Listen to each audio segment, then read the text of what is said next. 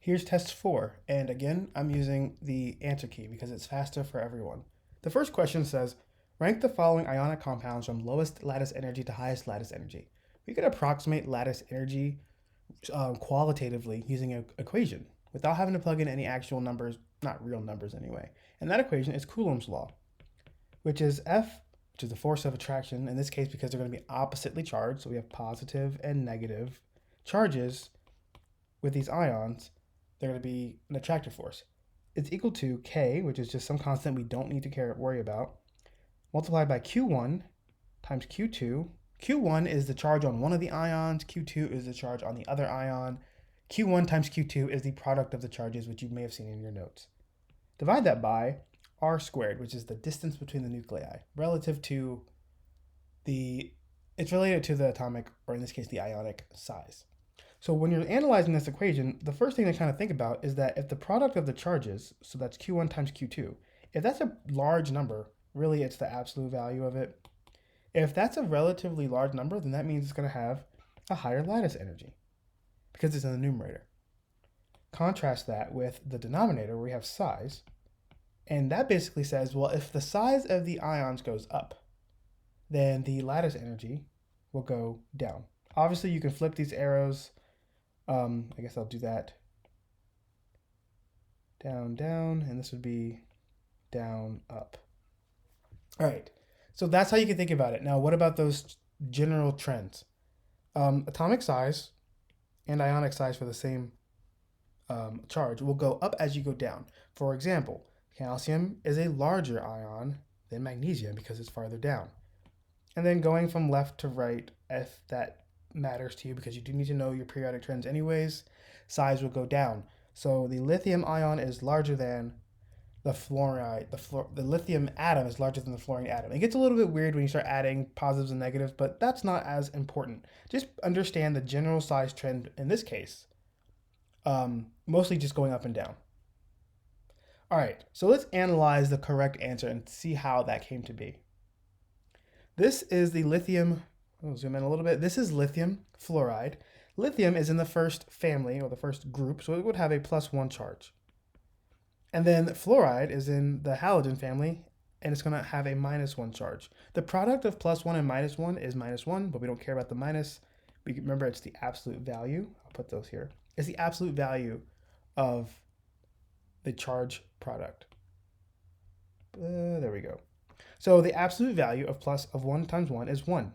That's the Q1 times Q2 there. Now calcium and bromine, calcium bromide versus calcium chloride versus magnesium chloride, that gets a little bit like how do you get the right answer? Because calcium is a +2, bromide's a -1. Calcium is a +2, chloride is also a -1.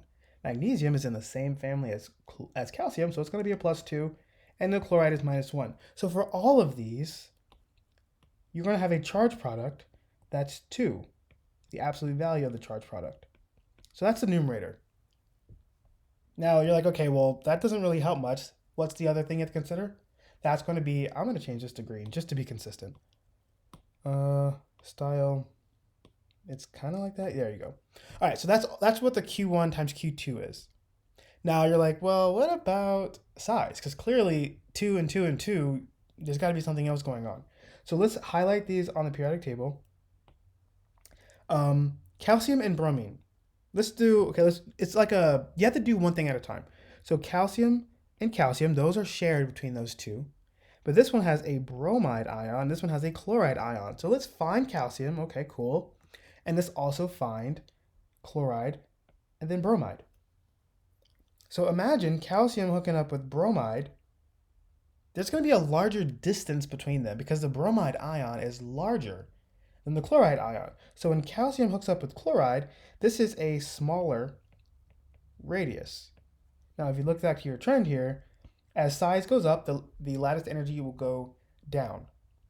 So opposite of that, a smaller ions, which would be like the calcium chloride, versus if we're going to compare calcium chloride to calcium bromide, because the chloride ion is smaller than the bromide ion because it's higher up, that means that this is going to have a smaller R. So I'll make a note of that here. It's going to have a smaller R. This is going to have a larger R, because if you look at how, let's see, make it be a circle and then another circle. All right, so if we have the nucleus here, and this is the nucleus, so this is these are not actually appropriate sizes. Let's say you have the calcium plus ion here and the bromide minus ion here. When we say R, we're talking about this distance.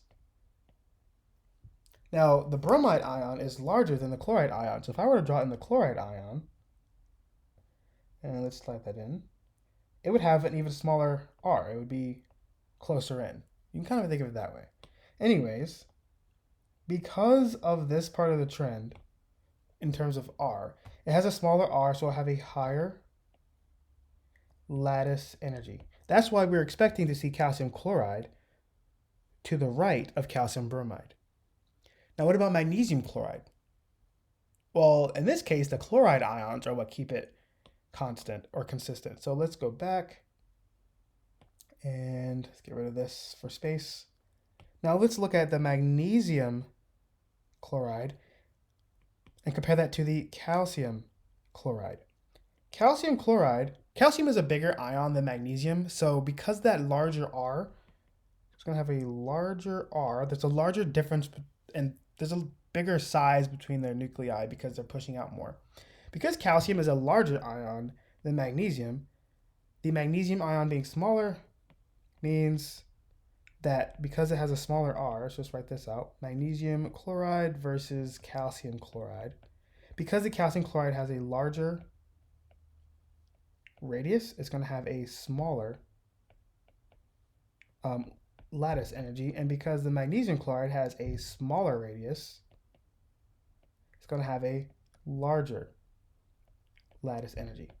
So the magnesium chloride is going to be, the reason that this is a fair question is because she didn't also give you like magnesium fluoride and lithium bromide and all these things. You have to be able to compare one thing at a time. One of the first things to recognize is that the charge product with the lowest Q1 times Q2, so think about the pluses and minuses, that's going to go to your very left. It's going to have the lowest lattice energy in a fair question. And then you start comparing one thing at a time. Calcium bromide versus calcium chloride, because bromide is a larger ion than calcium chloride, it's going to contribute to having, so this entire thing having a smaller lattice energy. Now you're comparing calcium chloride to magnesium chloride. Because the magnesium ion is smaller than the calcium ion, this whole thing will have a larger lattice energy. So that's why this is the right answer. So just take it one piece at a time. For question 2, it says the greater the difference in the electronegativity is between bonded atoms, the blank the partial charge on the atoms, and the blank the partial ionic character. So let's add the Pauli electronegativity table thing, Pauling scale. So you might see this, you may see it maybe in a more condensed format, like without the D block. But when we talk about the difference between electronegativities, we're talking about the difference between the electronegativity values of different atoms. So let's take a look at, let's say you have a carbon-fluorine bond. So this is like a bond within something that contains carbon, fluorine, and maybe other stuff. This is just, we're looking at just the bond between carbon and fluorine. And now let's compare that to, let's say you have a nitrogen fluorine bond. Carbon has an electronegativity number of 2.5. Fluorine has one of 4.0. Fluorine is the most electronegative element, so make sure you understand that electronegative character tends to go up as you approach fluorine from both directions. Nitrogen has an electronegativity difference of, well, nitrogen is 3.0, fluorine is still 4.0.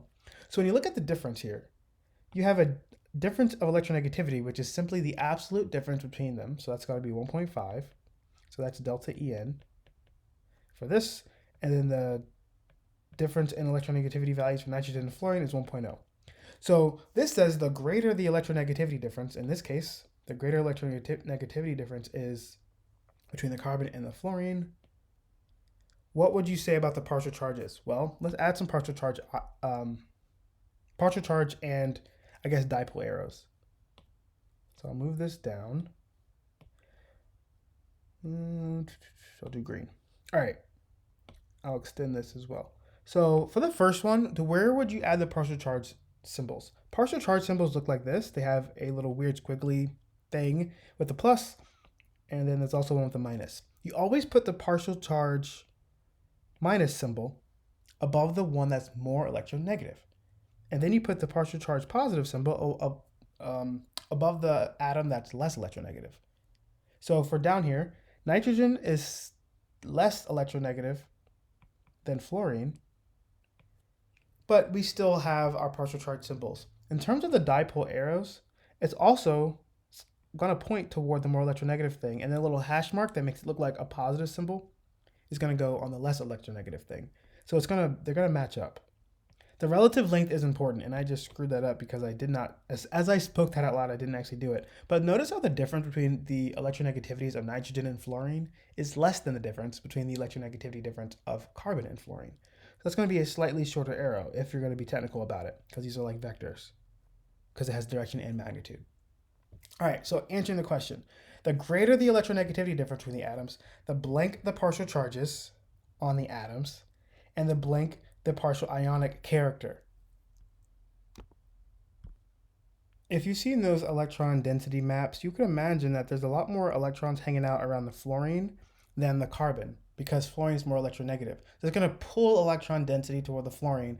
And if this were to scale, you would have a larger partial charge on it. It basically means like the fluorine is, the difference between the fluorine and the carbon is so much more. It's going to have more electron density in that direction. So larger the partial charges on the atoms, and then what's the partial ionic character of the bond? It's also just going to be higher. It's like an imbalance. Be prepared to see possibly electron density maps, maybe even a graph, but you will absolutely, probably, possibly need to use this Pauling electronegativity scale to kind of understand the specific values. You should know that electronegativity goes up going toward fluorine from left to right and from bottom to top. For number 3, it says, which of the following statements about potassium bromide, or the potassium and bromine bond, and then the tin and bromine bonds is correct? So again, this will be a case where you have to probably use either a table or a periodic table chart like this. So potassium and bromine, let's find their electronegativity values. Potassium is not very electronegative, it's a metal, and those don't tend to be very electronegative, so it's 0.8. And then bromine is 2.8. That means that the difference in the electronegativity is equal to 2.0. All right, looking at tin and bromine, we know bromine's already 2.8, but tin is over here, it's 1.8. So tin is slightly more electronegative than potassium, which we would expect because it is closer to fluorine. And that means that the difference in the electronegativities here is equal to just 1.0, not 2.0. What does that mean?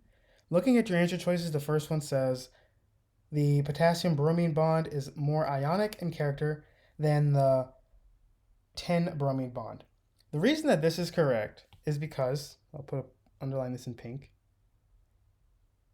So the first statement is correct, and the reason the first statement is correct is because the difference in electronegativity tells you how ionic the character is. It basically tells you how skewed it is. There's a bigger difference between the potassium and the bromine electronegativities that we can clearly see.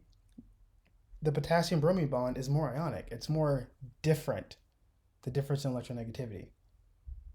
So that makes sense for these two.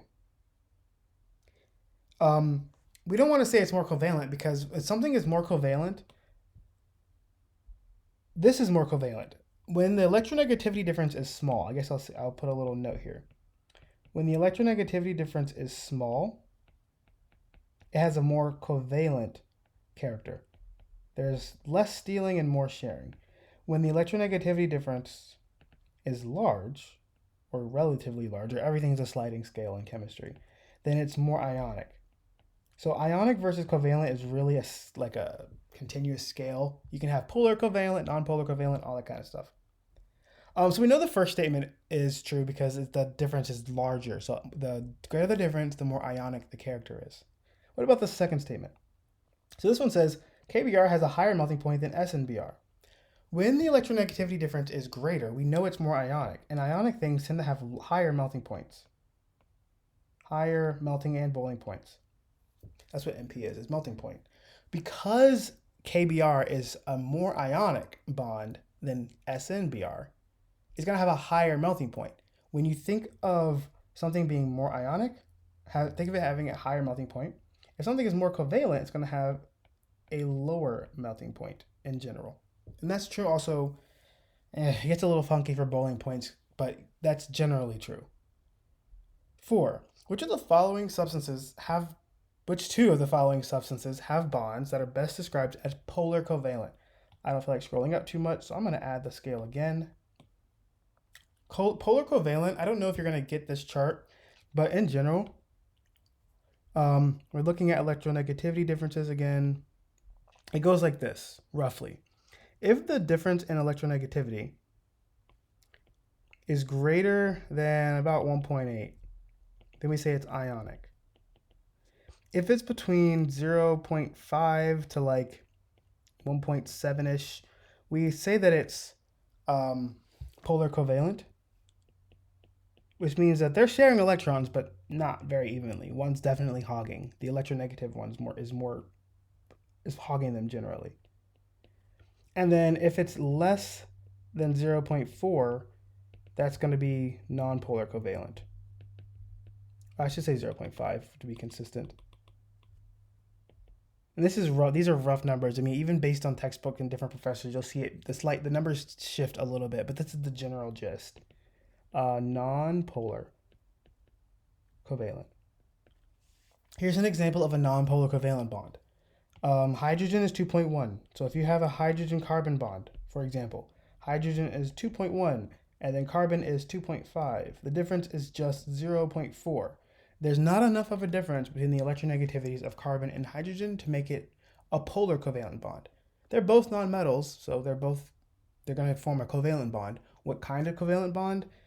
Non-polar covalent. There's just not enough of a difference in their electronegativity. So that's how you can think of polar covalent, non-polar covalent, and ionic.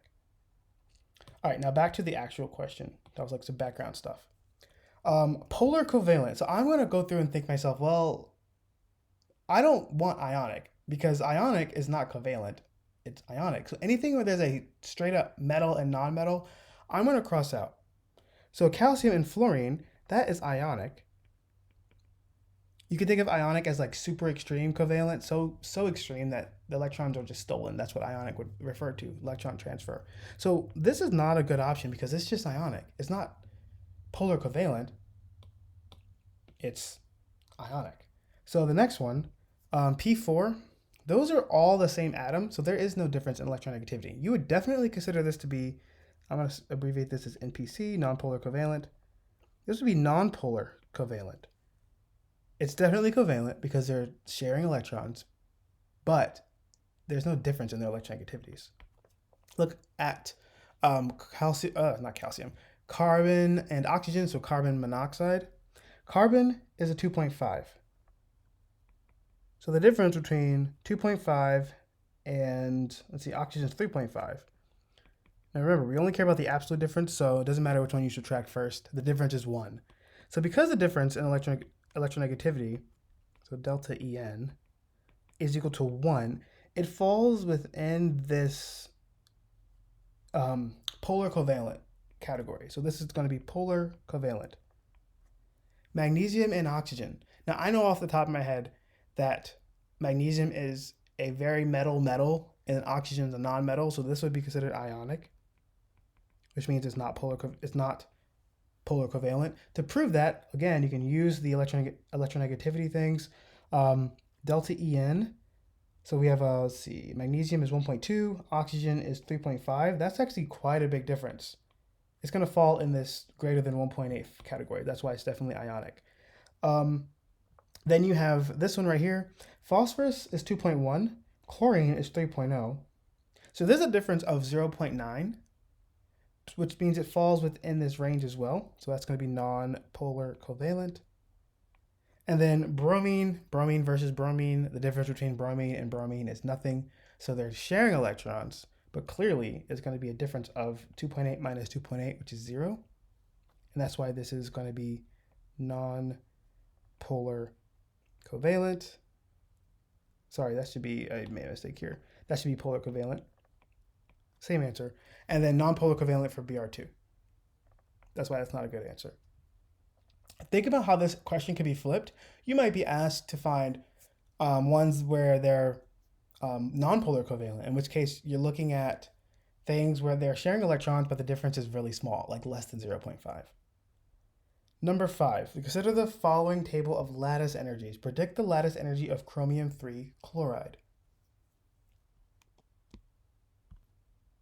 I think this question is kind of clever because it's asking you to first recall ionic naming. So it says, predict the lattice energy of chromium-3 chloride.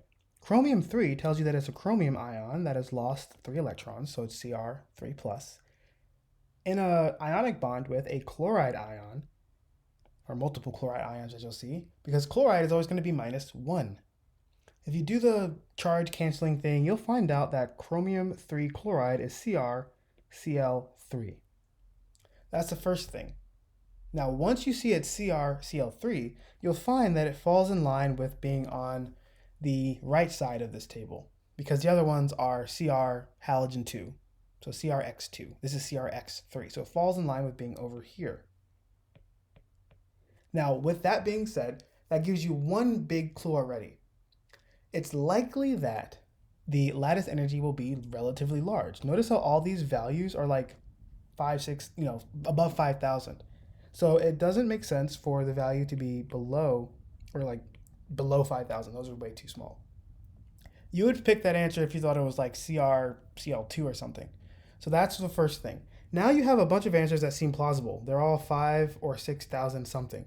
Where does it fall? In this case, it's really helpful to pick out your periodic trends again and think about size.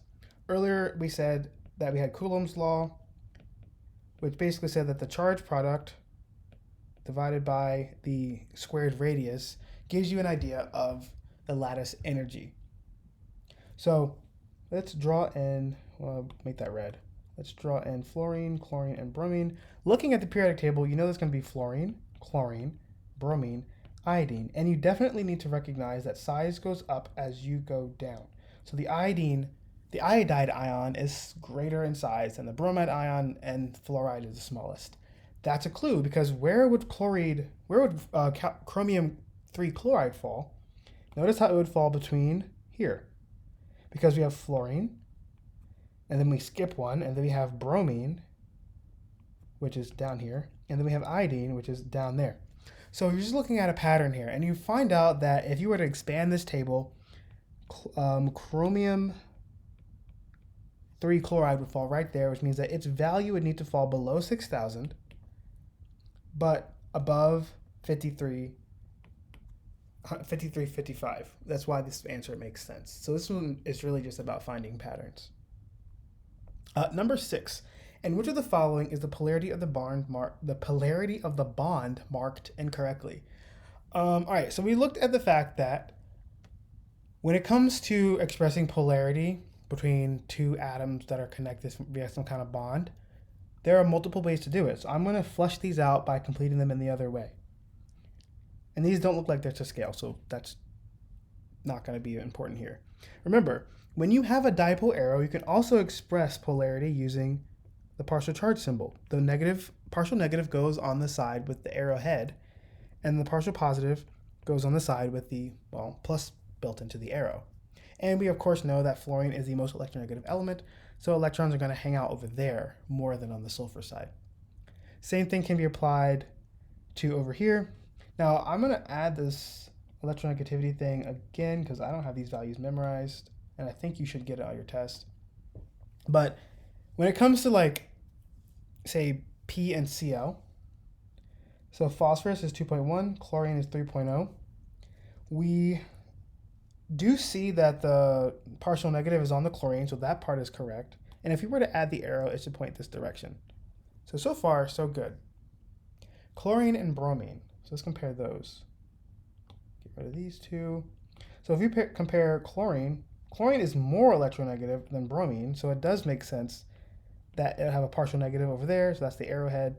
And then the partial positive will be on bromine since it's less electronegative. And that's going to be over here. That looks all right too. D, we have oxygen and carbon. So compare those values. Oxygen has a 3.5. Carbon has a 2.5. Oxygen is more electronegative. So if this were correct, it would actually get the partial negative symbol. And then carbon, being just a 2.5 on the electronegativity scale, would actually get the partial positive. And if we were to draw the arrow, if we needed to, it would point, of course, toward oxygen. Because oxygen is closer to fluorine, it has a higher electronegativity. It doesn't make sense that it would get the partial positive. It really should have a partial negative. Or, expressed another way, arrowhead. And then that means that E has to be correct. HN, hydrogen has a 2.1. Nitrogen has a 3.0. Nitrogen is more electronegative. That's why it gets the partial negative symbol. And if we wanted to add the arrow, which is just an alternate form to represent it, it would look like that. So the one that doesn't make sense is D, and that's because the partial charge symbols are just flipped. Carbon is not more electronegative than oxygen. 7. I like this question. This one is use the bond energies to calculate the heat of the reaction for this. Here's how you do it fast, quick, and dirty. Make a table. And the table is going to look like this. It's going to have pluses on the left and a minus on the right. And that's because the left side is going to represent the reactants, which we know is all of these things over here. And then the right side is going to represent the products. And this is representing where does the energy go. You can think of breaking a bond as breaking a stick. If you have a stick and you break it, obviously, you grab both ends of the stick with your hands and you break it, pow, and you get a broken stick. And in order to break a stick or to break a bond, you have to put energy in. So energy goes in, those are positive values when you're breaking bonds. So positive to break bonds, which is going to happen on the reactant side. And then on the product side, you're going to have energy being released because that potential energy has been lowered. So we're going to have negative. That's a positive. Negative on the make. So break, also think of it as the reactant side. Make, that's the product side. Now it's really just counting, honestly. Counting and keeping track very carefully. So let's do some color coding. I guess I'll do blue for the reactant stuff. So for the reactants, I just need to count up all my bonds. So far, I have 1, 2, 3, 4, 5, 6, 7, 8. I have 8 carbon-hydrogen bonds. So on my table here, I would write that I have 8. You can do this however you want. This is just note keeping, really. I have 8 carbon-hydrogen bonds. Now, a carbon-hydrogen bond has a certain bond energy, or I guess I should say, first of all, those should be flipped. All right, because the bond energy is a value, bond type is what it is. So don't worry about the labels, that should be flipped, it's just a small mistake. But 8 times CH. Well, CH has a value. There's 413. So I could replace this with, I could replace CH with this. There are 8 413 energy bonds that need to be broken. Again, how I counted that, and I'm not going to, I have a better way to do the color coding, so I'll get rid of this blue here. So I have 8 carbon-hydrogen bonds. Each carbon-hydrogen bond takes 413 to break it. Now, you can do your math, and I'll actually do that right here with you. See, 413 times 8 is 3,304. All right, I have accounted for the carbon-hydrogen bonds. Now, this right here, we have a carbon-carbon bond. We have another carbon-carbon bond. That's 2 carbon-carbon bonds. So I can write that in my little table here. I have 2 carbon-carbon bonds. I look at my table. It looks like a carbon-carbon bond is 347. And since I have 2 of them, I'm going to replace this code with 347. So 2 times 347 equals 694. So we've taken care of the propane molecule. Let's move on to the oxygen. Here's where people can get screwed up. And if this were a free response, it would be really tragic. But because it's multiple choice, you can check your work. So here we have a double bond between the oxygens. So don't count it twice. Like a double bond has its own single value that of break/make value, and that's 498. So we see that we have a single double bond. We have one double bond between an oxygen and an oxygen. But notice how there's 5 moles of oxygen. So you need to multiply that by 5. So there are 5 oxygen-oxygen double bonds. And that value for a double bond between the two oxygens is 498. So I'm going to replace that with 498. I've seen people count it, double count it, like, oh, it's a double bond, so they double it, and then they also multiply it by 5. Don't do that. Your numbers are going to be off. So 5 times 498 equals 2490. Then you're done. You've accounted for, so there are 5 oxygen, yeah. You've accounted for all of the breaking bonds. Now on the making side, remember that energy is released when those bonds are formed because the potential energy goes down. So counting again, being very careful, you have a carbon-oxygen double bond. So you have 1. But notice how carbon dioxide has 2 carbon-oxygen double bonds. 1 over here and 1 over here. That being said, you have 2 carbon-oxygen double bonds. So I can put 2 times C carbon-oxygen double bonds like that. But notice how you have 3 moles of it. So it's really just being very careful. So it's not just 2 of them. You actually have 3 sets of those 2, right? Because every carbon dioxide has 2 carbon-oxygen double bonds, but there's 3 moles of carbon dioxide. You really got 6. So I'm going to replace this with a 6. So it's really 6 times those. And then, of course, we need to replace the CO with the value that it matches, and that's 799. So I'm going to go in, I'm going to erase that CO, and we'll replace it with the value. That's a 9. 799. So 6 times 799 is 4794. And that takes into account this. We have 6 carbon-oxygen double bonds. And then same logic will apply with, what color am I going to do? This is the best part, picking a color. Okay, I'll do orange. We have hydrogen, oxygen. There's 1. But every water molecule has 2 hydrogen-oxygen connections.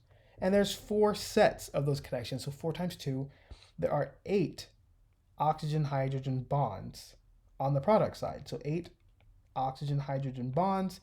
Clearly, I can replace the hydrogen-oxygen variable, so to speak, with what that value is, which is 467. And 8 times 467 is 37. 36. At this point, you just add them all up. All of these values, and get rid of the work that got us there. All of these values are going to assume, what was that? Okay, cool. I'll erase that again. I thought I erased something on accident. All these values are going to have the corresponding numbers. So positive, positive, positive, negative, negative, and just add them up. So if I move those over there and I do all my math, let's see, 3304 plus 694 plus 2490. I get a number 6488. And those are all positive values. Don't forget to subtract away whatever you get over here. So we're going to subtract away. See, add those up. 4794 and also 3736. So that's going to be, let's delete this real quick. So the total of the negative charges is 8530 all together. So your grand total is going to give you a negative value of 2042. So that's 2042 kilojoules, and that's why this is the answer. It seems like a lot, but of course this was explaining how I personally do it. You just kind of keep track. I think it's easier to make a table. So here's my, I guess, TLDR. Make a table, put plus on the left, minus on the right. Remind yourself that reactants are going to be on the left, products are going to be on the right. Count up all your bonds, do your stuff, add them up, and that's your answer. This is an exothermic reaction because we have a negative delta H. that also could be a question. Sometimes you might have to answer the question numerically, or is this exothermic or endothermic, all that kind of stuff. Question 8, a bond between which of the following atoms would be most polar? Again, with this, you have your electronegativity scale, and the reason that this scale or this table is helpful is because the particular values are going to matter sometimes. You know the general trend, but let's look at the actual values. So the delta En for the first one, boron and phosphorus, that's a 0.1. That's weak. That's not, we're looking for most polar, so we're looking for a big delta En. So that's just not going to cut it. As and Cl, let's look at that one. Arsenic is 2.0, chlorine is 3.0, that's a 1.0. Okay, we're getting, it's high, but it's not that high. It's really not that high. So keep looking, and then you're gonna look at tellurium and bromine. Te is 2.1, bromine is 2.8, that gives you a 0.7. Not much. Skip on down to the other wrong answer, and you have carbon is 2.5, oxygen, or carbon is 2.5, nitrogen is 3.0, that's 0.5, weak. But the reason that the right answer is because if you look at oxygen, which is 3.5, and 10, which is 1.8, we get a difference of 1.7. And 1.7 is the biggest En. It's the most polar. Keep in mind that this question could easily be flipped on the real test and be like, ooh, blah, blah, blah, blah, blah. What's the least polar?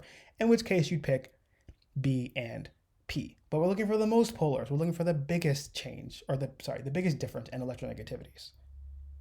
Number 9, the total electrons in each main energy level N for elements A and B are shown. What type of compound will element A form when it reacts with element B? All right, so let's see here. Remember that the N, I'm going to add a periodic table, add the real one.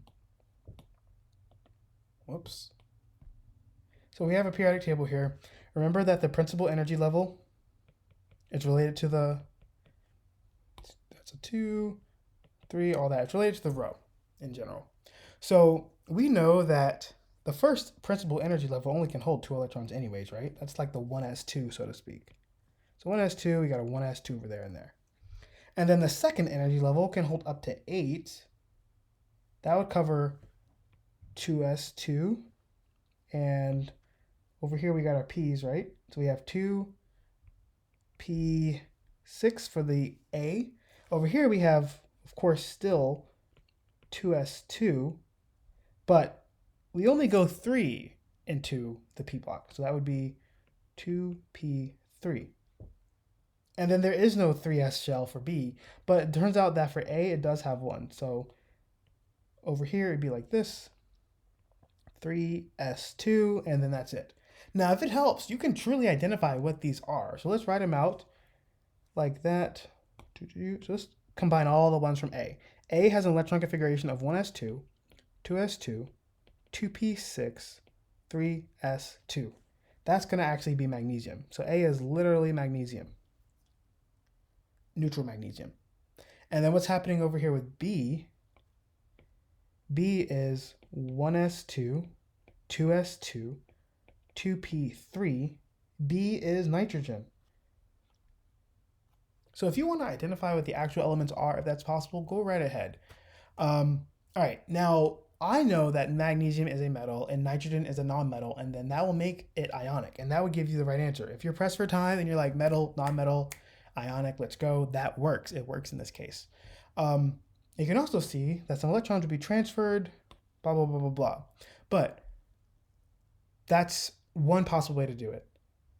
Now, if you also are recognizing that maybe you don't feel like figuring out exactly what element it is, but you can figure out which area of the periodic table it's in, this element A is going to end in the S block, which we know are all the metals anyway, minus hydrogen. And then B is going to end in the P block. And if you look at the fact that it's not very deep in the P block, you know that it's up in here in the non-metal, well, that was aluminum. It's up in here in like the not very metal area. These are all non-metals. So there's fast ways to solve this problem and there's slow ways to solve this problem. They can all give you the right answer. My recommendation is to relate your knowledge of what's happening here with what you learned in the prior test, which is electron configurations and all that kind of stuff, because it never really goes away. So this is one way to do it. And number 10, which compound contains the largest carbon to nitrogen bond? There's a really easy, straightforward thing to think about here. Single bonds, I'm exaggerating this, are going to be longer but weaker than double bonds, which are shorter but stronger. And then you have triple bonds, which are the shortest but the strongest of them all. That's really all it comes down to. So if you're looking at these compounds, it says which one has the longest. Single bonds are longer and also weaker. This problem could be flipped to ask which one has the weakest, right? Because weakest, realize there's a relationship between the bond order, or like if it's a single, double, triple, as well as length and strength. Longer bonds, like single bonds, are weaker. Shorter bonds, like triple bonds, are stronger. And that's why the answer is this one, because it has a single bond between the carbon and the nitrogen. This one has a double bond, so it's shorter and stronger, and this one has a triple bond, so it's the shortest and the strongest. This problem can be tricky because visually this is not to scale at all, and it's okay that it's not to scale. This is not to scale in the sense that you're not looking to see which one literally looks the shortest on the screen, because they all look the same size to me. You got to know about the bond order and that relationship to bond length. Number 11, which of the following processes is the energy change expected to be exothermic? Choose the best single answer. So let's see. We're looking for something that's exothermic. As a reminder about, electron affinity and ionization energy, let's think about ionization energy. When something is ionized, I will remind you that that is to lose an electron. When something is ionized, energy has to go in to do that. So ionization energy, let's say here, put an arrow like this. For ionization energy, losing electrons requires energy, capital E for energy, lowercase e for electron. So ionization energy, in order to ionize something, to take an electron or more than one, it requires energy to go into it. So let's take a look at which ones of these were ionized. Ionization means to lose an electron. So counterintuitively, it can feel like the E should go on the left, but here's what you can think of it this way. If I have some metal and it's neutral, it's just hanging out with all of its electrons that it's supposed to have, so to speak. In order to show ionization, I would show that that metal has lost an electron by putting a positive sign in the superscript, and there's the electron that it lost. Notice how they're separated now. That separation means that the electron has gone away from the atom, and now you have an ion and an electron that's been removed. That shows ionization. So first of all, because energy has to go in for ionization, that's considered to be endothermic.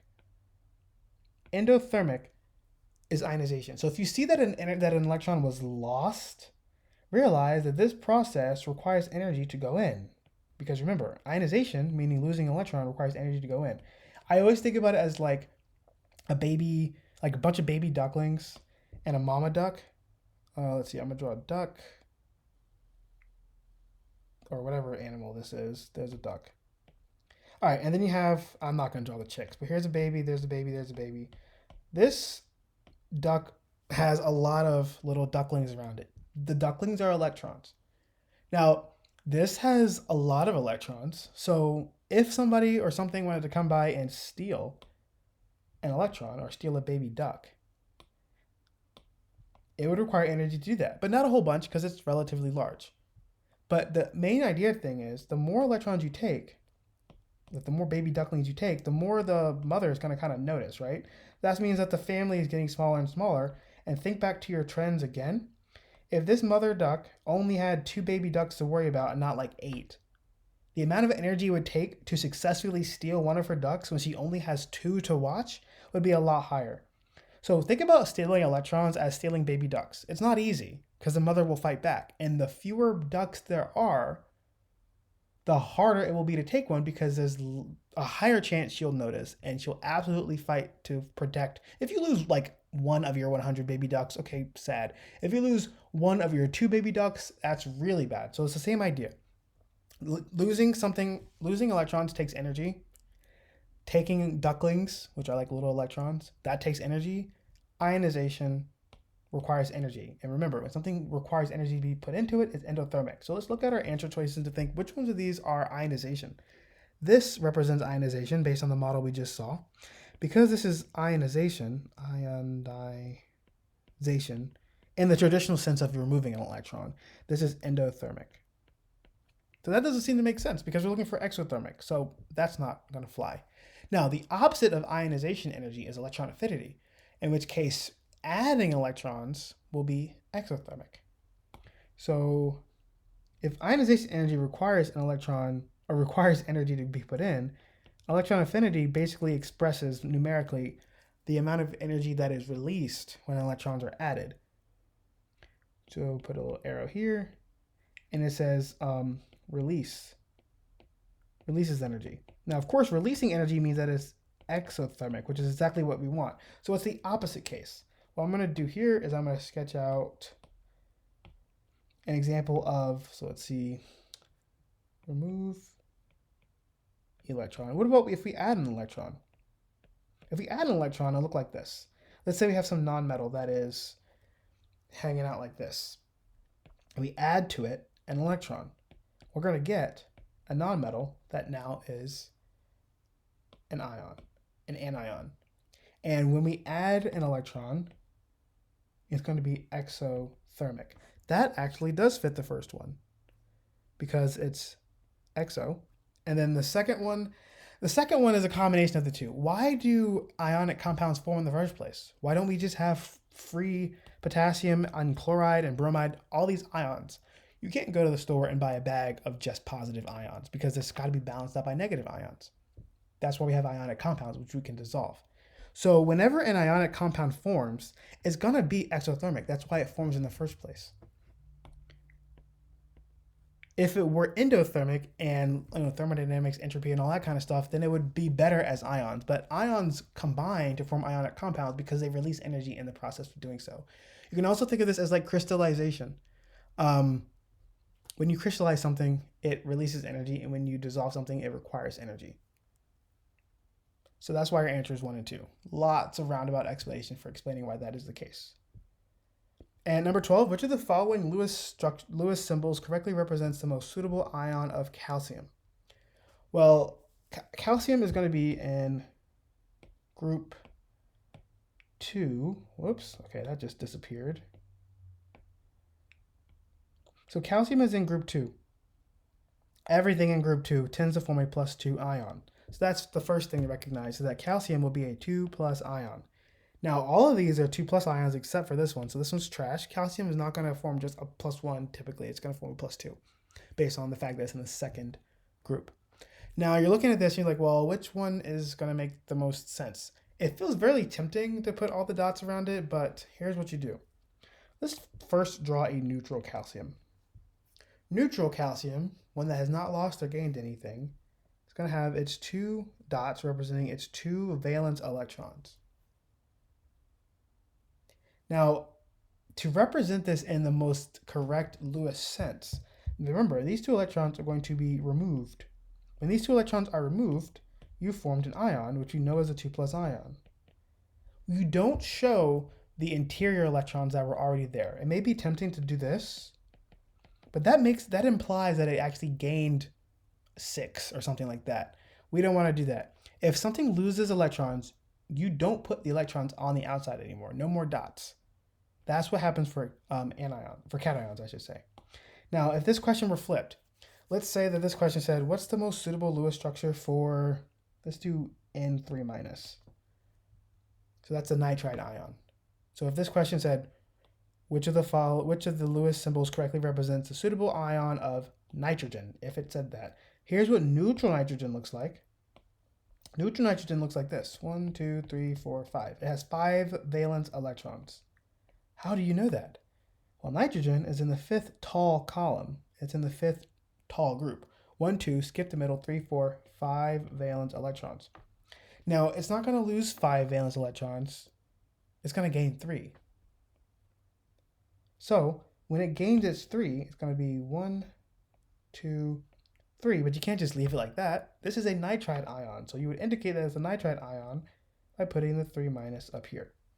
My recommendation to you is to study which kinds or which families tend to form which kind of ions. We have a +1 ion for the first family, +2 for the second family. The middle is variable. We tend to have +3 for the third tall family, I should say. Carbon and all that down there, it gets a little funky. In terms of the charges, nitrogen and phosphorus tend to do -3. Oxygen, sulfur, selenium tend to do -2. The halogens do -1, and we don't ionize for the noble gases. So that is something you should definitely commit to memory. The charges that atoms tend to assume when they become ions is related to the number of valence electrons, but it's not identical. So what I mean to say is, I'm going to do valence in purple. So how many valence electrons does the first family have? 1. How many valence does the second family have? 2. Skip the middle. 3, 4, 5, 6, 7, and helium only has 2, but everybody else has 8. That's really important to know. All right, number 13. Which of the following contains both ionic and covalent bonds? Now, this is a tricky question because when you see the word ionic, you might have been accustomed to saying, even what I'm guilty of saying, metal and nonmetal. There is a very special type of ion that is not a metal, but it is one of your polyatomic ions you should learn way back, and that's ammonium.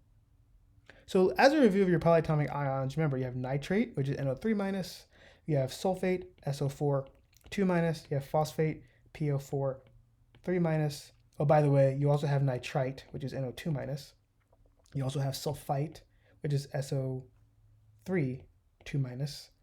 Let's see, what else was there? You had chlorite, or chlorate, which is ClO3 minus. You also had chlorite, which is ClO2 minus. Hypochlorite, which is ClO minus. You had perchlorate, which is ClO4 minus. There's just a whole bunch of ions. Cool, you might remember those. But importantly, you may have remembered that you also have NH4 plus, which is a polyatomic cation.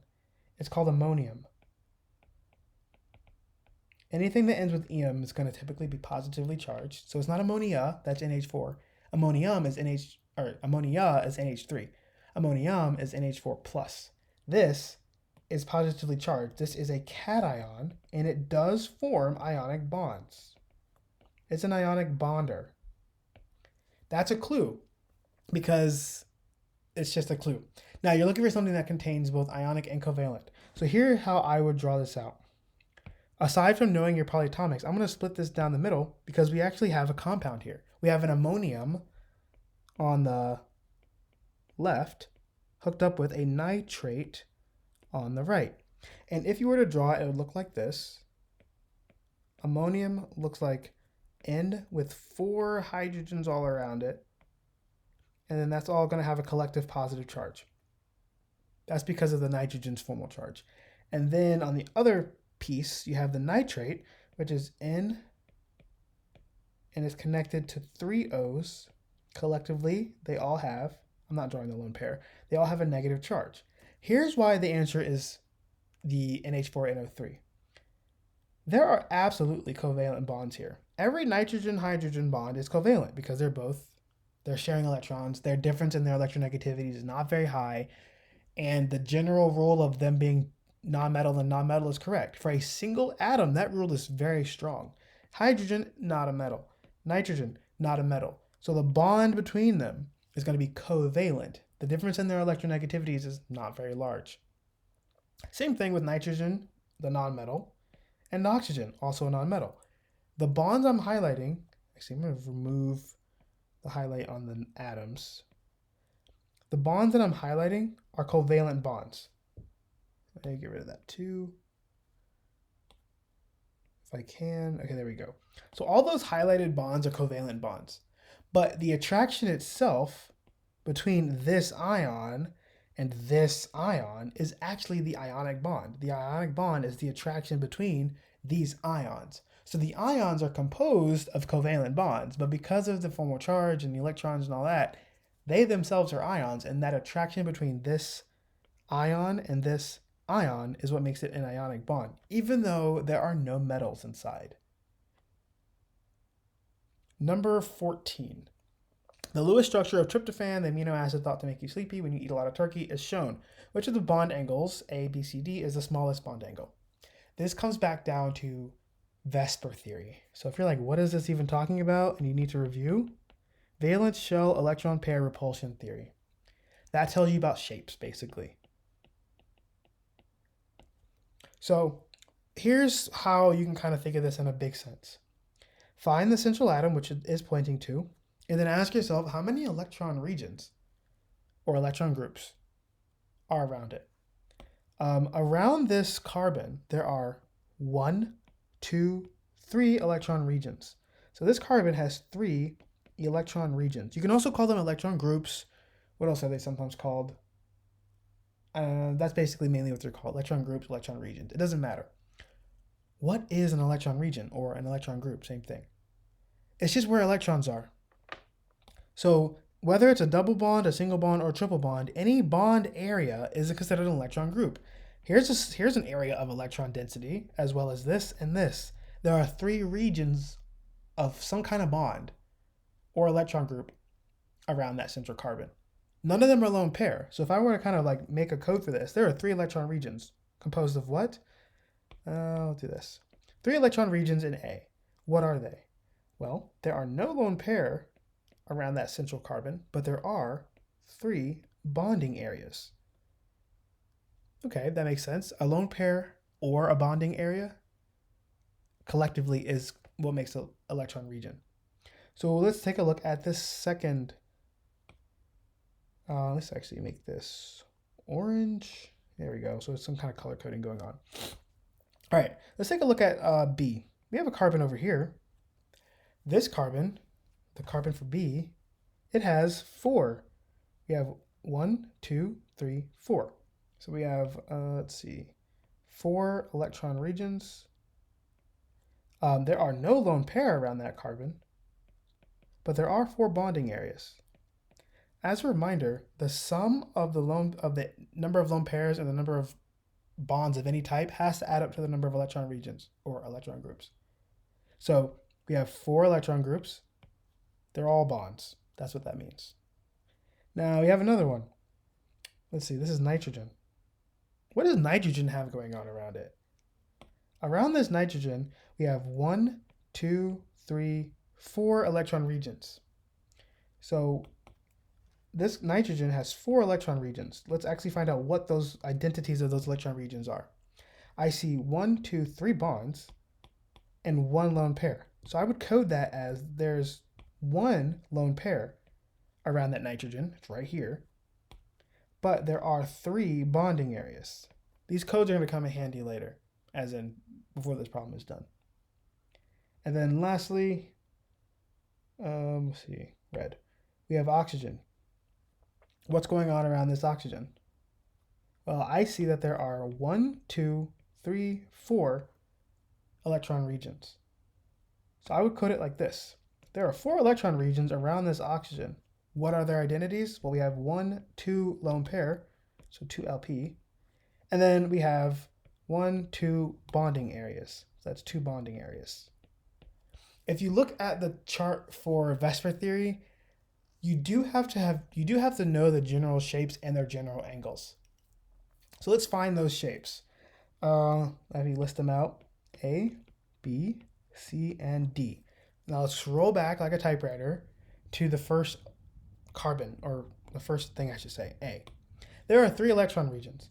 Because there are 3 electron regions, you know that the electron region geometry has to be trigonoplanar. Trigonoplanar is one of the shapes you need to know. It's a flat triangle. That's always the case when there are 3 electron regions. The electron region geometry is trigonoplanar. Does it stay trigonoplanar when you consider only the actual atoms? It does, because there's no lone pair. Now for trigonoplanar, let's draw a circle. Okay, here's the middle of the circle, which will represent the central atom like this carbon here. If there are 3 electron regions, let's say it looks something like this. Think about what the interior angle is. the interior angle is 120 degrees, because if you take 360 degrees and you divide it into 3, the interior angle is 120. That is the angle for A, 120 degrees. Now let's see, over here, let's add one. This shape and the molecular geometry and the electron geometry for this shape right here are all trigonal. This is a trigonal planar electron geometry, so it looks like this. Now, it doesn't matter that I have single bonds. Let's actually add this. There we go. It looks the same, because it is. If you were to add the bond angle, you see it's 120 degrees. So this is trigonal planar. This would be just like a carbon with a double bond and then 2 single bonds. There are 3 electron regions. All right, so back to this. We know it's 120 degrees. For B, we have a carbon with 4 electron regions. Now, there are 4 electron regions, and there are no lone pairs, so that's going to give us a tetrahedral. If you don't have the angles and the shapes memorized, that's going to be important. So tetrahedral electron region geometry, which also matches the molecular shape. Let's go over here and form something that's tetrahedral. How did that change? Okay, anyways. Let's do... Oh, I got it. Okay, clear. So if you wanted to form something, what was it? Carbon with 4. Go back over here. If you wanted to form it, we'd add, not that one, we'd add 2 more. Now we have this. This right here is a tetrahedral shape. The electron geometry and the molecular geometry are matching because there's no lone pair. And notice how the angle between any 2 bonds in a tetrahedral geometry is 109.5. Know that. Let's add it over here to our list. 109.5. We have another tetrahedral electron region geometry for C. Now, there are 4 electron regions, but the shape is not going to be tetrahedral. Because there's a lone pair on here, it's going to be like tetrahedral minus 1, so to speak.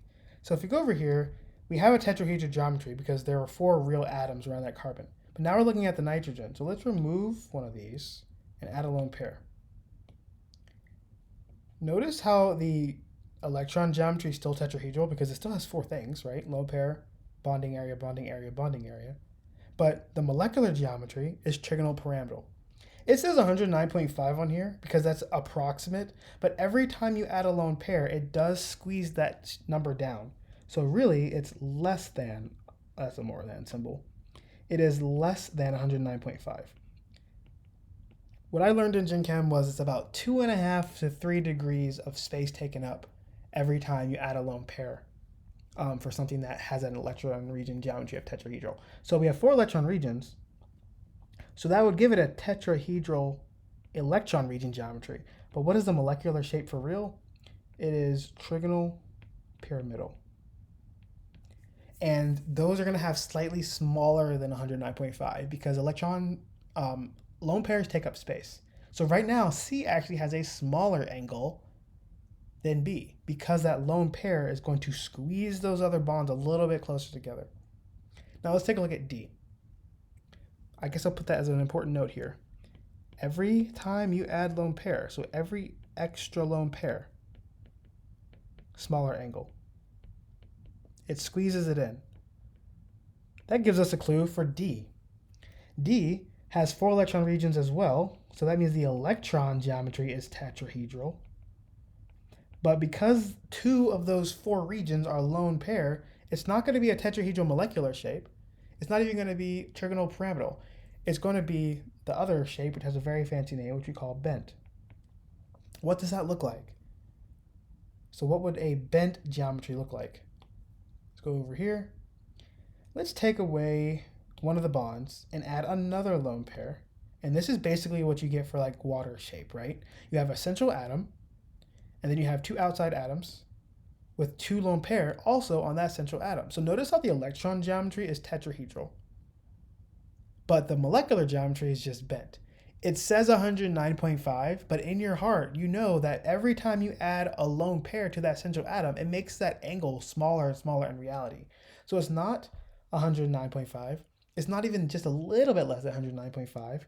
It's about, I would say less than the less than 109.5. That's not a very fancy way to write it. But because it has a second set of lone pair, because it has two lone pair on that central atom, the angle is even more constrained. And that's why D is the answer. The more lone pair it has, the smaller the angle is going to be for when there's only 4 or fewer electron regions. Let's see. Number 15. Analysis of an unknown substance showed that it has a high boiling point. Ooh, that gives me a clue that it might be ionic. Because I know that ionic things have high boiling points and high melting points, like I said earlier. And it's brittle. Brittle as in it's definitely a solid, because only solids can be brittle, so that's basic logic, right? If it's brittle, it's a solid that can break pretty easily. It's not too hard to break ionic things. It does not conduct electricity as a solid, as most things don't unless it's like a metal. But, and this is important, it does conduct electricity when it's melted or dissolved in water. Which of the following substances could it be? All right, a couple of things to think about. Why is it not the first one? HCl has a boiling point, sure, but it's not traditionally going to be a solid. This is a reasonable answer that it could technically kind of be, but it's just not the best answer because HCl does not have a super high boiling point. It's just hydrochloric acid. Copper. Copper is a metal. I'm going to say this is an acid. Copper is a metal. Metals do conduct electricity, so they do conduct electricity as a solid. That's why our phones and laptops have copper wires. So because it says it does not conduct electricity as a solid, this is out. Oh, this is out because it's just not logical in terms of it being an acid. The second, or the fourth one. Now, it says a high boiling point. That's your clue that it's ionic, which means it'll typically be a metal and a non-metal. Unless, it were like ammonium, which is not a metal, but it still is an ion. So the clue that it has a high boiling point is going to cross that one out because that's covalent. Because silicon and fluorine are non-metals. And then, let's see, does not conduct. Oh, also, this is not going to form ions, so I guess I'll add here. It's not ionic. So it's not going to conduct electricity. So I'm going to say not gonna conduct electricity, even if you do dissolve it, because it's covalent. It's like dissolving sugar in water versus like salt. Salt is an ionic compound. It will conduct a current in water. But sugar is covalent, so it'll dissolve, but it's not going to conduct a current. And then that also helps us cross out this answer because it's also not ionic. So if you do manage to dissolve iodine, pure iodine in water, it's not going to conduct a current for the same reasons above. It's not ionic. So that's why that answer is what it is.